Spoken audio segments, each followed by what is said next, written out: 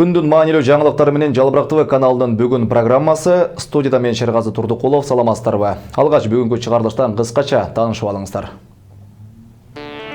Кытайда камакта жатат делген кыргыз жараны, кытайлык кыргыз Турдакун Абилет камактан чыкканы кабарланды.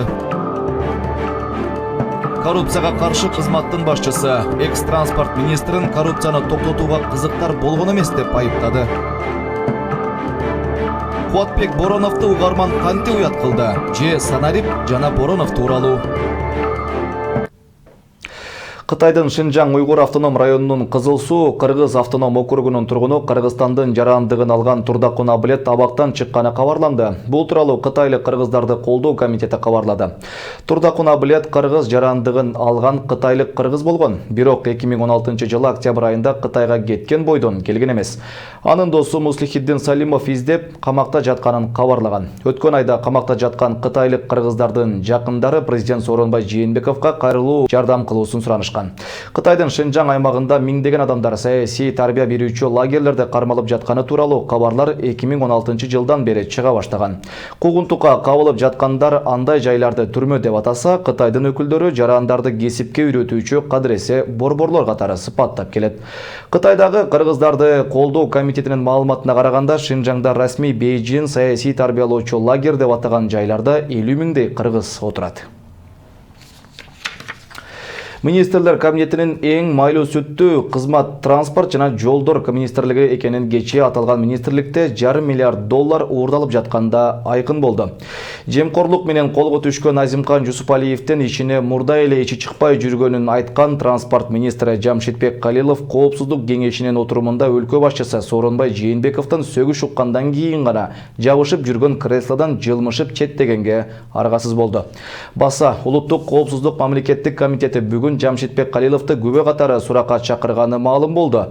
Алгач суракка чакырылып, анан эле кылмышы билинип калып камакка алынган аткаминерлер акыркы күндөрү көбөйүп барат. Эми Кудай сактасын деп Калилов өзү ичинен тиленип жаткан чыгар. Ал эми президент Сооронбай Жээнбеков Калиловдун ордуна транспорт министри кылып Жеңишбек Ногойбаевди дайындады. Ногойбаевдин резюмесине үңүлсөк, 1979-жылдардан бери жетекчилик жооптуу кызматтарды ээлеп келиптир.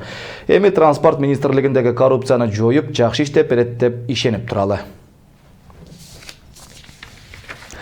Антикоррупциялык кызматтын башчысы Сагынбек Исмаилов кызматтан кеткен транспорт министри Жамшитбек Калиловду министрлигиндеги коррупцияга кош көңүл мамиле кылып, билип туруп токтотууга аракет жасаган эмес деп айыптады. Жамшитбек Калилов орун басары Азимкан Жусупалиевдин пара алгандыгы тууралуу иш боюнча суракка чакырылганы белгилүү болду. Сагынбек Исмаиловдун айтуусунда Жамшитбек Калиловду күбө катары суракка алышты. Тергөөнүн жүрүшүндө Жамшитбек Калиловдун аракетине юридикалык баа берилет. Жогорку кеңеште эң көп мандаты бар КСДП фракциясынын ичиндеги болуп жаткан саясий тирештин залалы парламентте вице-спикер болуп отурган Кодурановага катуу сокку болду. Анткени фракция 14-октябрда чукул жыйынга чогулуп Кодуранованы төраганын орун басарлыгынан чакырып алуу чечимин алган эле. Социал-демократтардын мындай чечими партияны башкарып турган Алмазбек Атамбаевке жакпай калары турган иш эле. Себеби ат тезегин кургатпай фракциянын чечими одону мыйзам бузуу менен ишке ашканын КСДП фракциясы аркылуу билдирди. Кыргызда өзөктөн чыккан өрт жаман, өздөн чыккан жат жаман деген макал бар эмеспи? Атамбаевдин доорунда президенттин ишаратын парламентте кыңк этпей колдоп, коргоп келгендер эми минтип жаңы бийликке ойт берип жатканын Атамбаевдин уктаса түшүнө кирчү нерсе эле. Азыр КСДП фракциясы парламентте коалицияны башкарып турганы менен депутаттардын жарымы бийликчил, жарымы оппозициячыл болуп, эки ажырымда турганы белгилүү. Бирок оппозициялык ойлорун айтуучулардан бир гана Карамушкина какшап Атамбаевди коргогон анча-мынча пикирлерин айтып калбаса эле, калгандары же эт эмес, же чел эмес болуп жүрөт. Кыргызстанда башка өлкөлөргө жумуш издеп чыгып жаткан эмгек мигранттарынын саны күндө өсүп барат. Бирок алардын укуктары жетиштүү деңгээлде корголуп жатабы? Бул өзүнчө маселе. Кечээ эл өкүлдөрү мигранттарды колдоого багытталган мыйзам долбоору жеткиликтүү деңгээлде иштебей жатканын айтса, бүгүн эл аралык уюмдардын өкүлдөрү топтолуп эмгек мигранттарынын кандай укуктарга ээ экенин учкай айтып беришти. Бүгүнкү күнү чет өлкөдө жүргөн мекендештердин саны расмий маалыматтарга ылайык 750 миңден ашат. Бул туурасында мигранттардын эл аралык күнүнө арналган иш-чарада айтылды. Анын басымдуу бөлүгү тагыраагы 450 миңи Орусияга туш келет. Бирок иш жүзүндө ал жактагы кыргызстандык мигранттар миллиондон ашканы айтылып келет. Миграция мамлекеттик кызматынын маалыматына ылайык расмий түрдө Кыргызстандын 750 миңден ашуун жараны эмгек миграциясында жүрөт. Алардын 80% Орусияда, 10% Казакстанда, 10% башка өлкөлөрдө. Чет өлкөгө кеткен мекендештерибиздин 75% Баткен областынан, 27% Жалал Абад областынан, 1,5% Чүй жана Нарын областтары менен Бишкек шаарынан болот. Ички мигранттардын 22% Ош областынан, 19%-ын Жалал Абад областынан келгендер түзөт. Мамлекеттин экономикасына мигранттардын кошуп жаткан салымы чоң экени талашсыз. Муну беделдүү эл аралык уюмдар дагы белгилеп келет. Маселен, 2017 жылы мигранттардан 2 миллиард 83 миллион которулса, 2018 жылдын 8 айынын жыйынтыгында 1 миллиард 844 миллион АКШ доллары келип түшкөн. Миграция акыркы 10 жылдан бери мамлекеттердин экономикасынын негизги таянычы болуп келет. Ушул себептен улам мигранттардын өлкөнүн өнүгүшүнө салымы эбегейсиз чоң. Эгерде алардын акчасы болбосо, экономика жабыр тартмак. Бүгүнкү күнү миграциянын Кыргызстанга эле эмес, жалпы Борбор Азияга тийгизген пайдасы көп. Кыргызстандын калкынын 18%-ын ички мигранттар түзөт. Бул ар бир 5-чи адам ички мигрант дегенди билдирет. Ал эми ички мигранттардын 30%-ын аялдар түзөт. Коомчулукта Орусиядагы мекендештерибизди кара тизмеден чыгаруу боюнча аткаруу бийлигинин ишине начар деген баалар берилип келет. Анткени акча табам деп кеткен мекендештердин абалы Кыргызстан Евразия экономикалык биримдигине кирген жылдан бери жакшырганы айтылганы менен көйгөйлөр толук чечилип кеткен жок.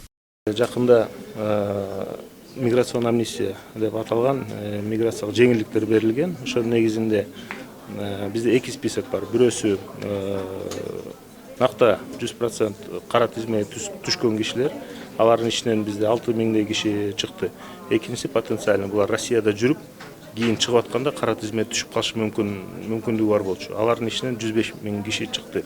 Укук коргоочулардын айтымында Кыргызстанда ата-энеси чет жакта иштеп жүргөн 256 миң бала бар. Алардын ичинен 119 миң баланын ата-энесинин экөө тең эмгек миграциясына кеткен. Мындан улам мыйзамсыз эмгекке тартылган жашы жетелек мигранттардын балдарынын саны дагы кескин өскөнү айтылды. Балдардын эмгегине кабылган балдардын саны где-то ушул 500 миңге жакын болот. 28% 5 жаштан баштап 17 жашка чейинки балдардын 28% булар ушул балдар эмгекчилер болуп эсептелет да. Мигранттардын көйгөйүн чечүү максатында Кыргызстандын чет өлкөлөрдөгү элчиликтердин алдында миграциялык бөлүмдөрдү ачуу демилгеленүүдө. Ушул тапта миграция кызматы өкүлчүлүгүн Москва, Хабаровск, Иркутск, Тюменде ачкан. Жакынкы аралыкта өкүлчүлүктөр Түштүк Корея менен Түркияда ачылары пландалууда. Улуттук коопсуздук боюнча мамлекеттик комитет Кыргызстанга кирген ар бир Кытай жаранынан бийлик адамдары 15 миң доллар өлчөмүндө пара алат деген аудио жазуу жасалмай экенин билдирди. Мындай тыянак экспертизанын тийиштүү жыйынтыгы менен чыгарылды. Атайын кызматтын басма сөз катчысы Рахат Сулайманов аны тараткандарды аныктоо иштери жүрүп жатканын билдирди. Мындай аракеттер кылмыш жаза кодексинин 299-беренеси улут аралык диний, расалык жана аймактык кастыктык козутуу катары каралып, айыптуу деп табылгандар 4 жылдан 7 жылга чейин камалат, деди ал. Улуттук коопсуздук мамлекеттик комитетинин жарандарды мындай чагымдарга алдырбоого үндөдү. Соңку күндөрү интернетте белгисиз кишилердин сүйлөшүүлөрүнүн аудиосу тарап, анда Кыргызстанга кирген кытайлардын ар бири үчүн 15 миң доллар өлчөмүндө пара алынганы айтылган. Сүйлөшкөндөр бийлик адамдары экени белгиленген эле. Эгер сиз банкка акча салгыңыз келеби, анда ал тууралуу финансылык чалгындоо кызматы кабардар болушу керек. Финансылык чалгындоо кызматынын бардык банктык эсептен банк кутучаларынын ээси тууралуу маалымат талап кылган каты социалдык тармакта кызуу талкууланып жатат. Ал эми мамлекеттик кызмат болсо терроризмди каржылоого каршы мыйзамга ылайык иш жүргүзүп жатышканын, банктык эсептен банк кутучасынын ээси ким экенин гана билинерин, бирок ичиндеги каражат суралбаарын айткан менен коомчулукта түрдүү суроо жаралуу. Бул талкуу айрыкча жакында камалган мурдагы вице-премьер-министр Дүйшөнбек Зилалиевдин банктагы кутучасы банк кызматкерлери тарабынан ачылып, ал эми видеосун УКМК тараткан соң жанданды. Сиздин банк кутучаңыз барбы? Бар болсо ичинде эмне сакталган? Сиздин банкта кутучаңыз бар экенин финансылык чалгындоо кызматы билишин каалайсызбы? Комментарийде ой бөлүшүңүз. Вице-премьер-министр Кубатбек Боронов 17 декабрда биринчи радионун алып баруучусуна Кыргызстандагы санариптештирүү тууралуу айтып берди. Эфир учурунда Боронов радионун алып баруучусуна жакшы эле жооп берип жатып, бирок Android платформасындагы кэш деген эмне экенин түшүндүрүп бере албай калды. Биринчи радионун эфирине Боронов президенттин кеңешчиси Дастан Догоев менен кошо келген. Эки атка минер санарип Кыргызстан долбоорун ишке киргизүү үчүн жооптуу. Боронов радионун алып баруучусуна суроолоруна жакшы эле жооп берип жатканы менен Android платформасындагы кэш деген эмне экенин түшүндүрүп бере албай калды. Мындай суроону вице-премьерге Азаттыктын журналисти Касым Рахманкулов узаткан. Боронов колун жансап кайпалактай баштаганда мамлекеттик каттоо кызматынын мурдагы башчысы, азыр президенттин кеңешчиси Дастан Догоев жардамга келип түшүндүрүүгө аракет жасаган. Социалдык тармактын колдонуучулары Кыргызстанды санариптештирүүнү Кубатбек Боронов жетектеп жатканы боюнча Боронов деген сөз менен санарип деген сөздү эч эле ылайык келтире албай жатабыз дешүүдө. Android кэш бул түзүмдүн ички эс тутумундагы орун. Ал жакта оюндардын же колдонмолордун убактылуу файлдарды сакталат. Кэш адамдардын колдонмо менен болгон аракеттенүүсүн тездетет. Эгерде сиз Google'дан бир нерсе издеп жаткан болсоңуз, операциялык система сиздин сурамды кэшке жолдоп, ошол жактан маалыматтарды кайра сураган учурда тез эле чыгарып алууга мүмкүндүк берет. Кубат мырза өлкөнүн ушу санариптештирүү жаатында бир демилгесин жетектеп турган адам болуп атат. Анан кэш деген, мисалы үчүн Android платформасында кэш деген кэш память деген эмнени билдирет, ушул жөнүндө кабар алып келгенибизге кыскача жооп берип койсо. Рахмат. Android кэш деген маселени мен түшүнөм. Android деген бул программа атайын, ошол биздин санариптик жанагы көбүнчө мына технологияда колдонулуп аткан азыркы биздеги ошол программалардын бир түрү. Анан кийин кэш дегенди мен тактап туруп айтайын, кэш дегенди биз эмне деп түшүнөбүз? Кэш деген бул жанагы биздин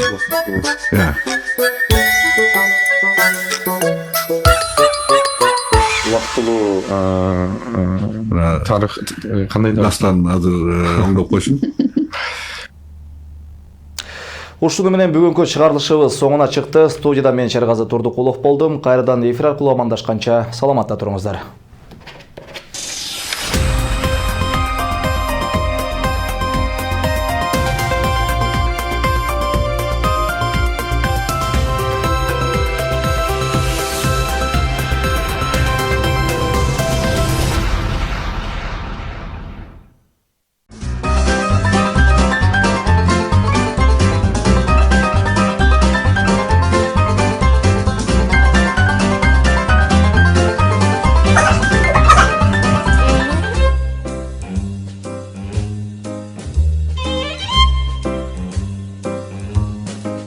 Уникалдуу дизайны менен Россиянын сапаттуу жылыткычтары эми Кыргызстанда. Тимбер үйдө эле эмес, жүрөктү да жылытат.